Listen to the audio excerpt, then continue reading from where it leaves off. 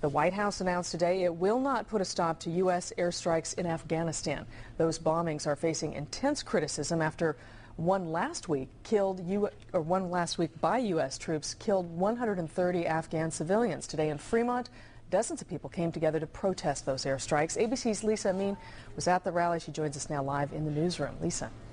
Carolyn, Fremont has a very large Afghan community. Many still have family in that area as well as in Afghanistan.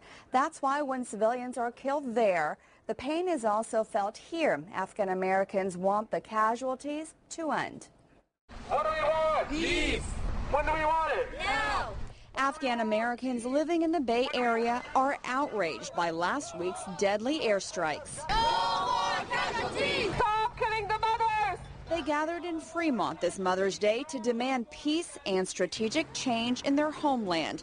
The intended targets of last week's airstrike in western Afghanistan were the Taliban, but many of those killed were civilians. They need to focus more on the intelligence side of it. They can't just throw bombs in the air and, guess where it's going to go. We'd like to urge NATO and the United States to increase their collaboration with each other and make sure that they're really getting the people that they want to be getting and not innocent Afghans. Today, Afghanistan's president also called for an end to airstrikes. Our homes, our villages are not places for terrorism and that they should be safe. It's an important thing that America recognize that civilian casualties are the biggest concern in Afghanistan and a damage to the effort against terrorism.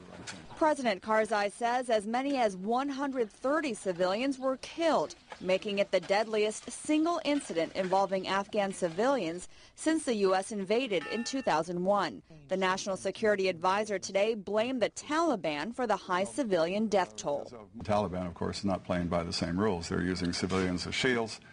So we have to take a look at this, make sure that our commanders understand the subtleties of the situation, the complexity of it, and do the right things. Jones promised to try harder to spare innocent lives in Afghanistan, but he refused to stop airstrikes. We can't fight with one hand tied behind our back.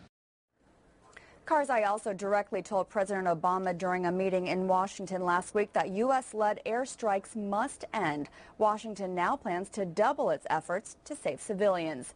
In the newsroom, Lisa Amin, ABC 7 News.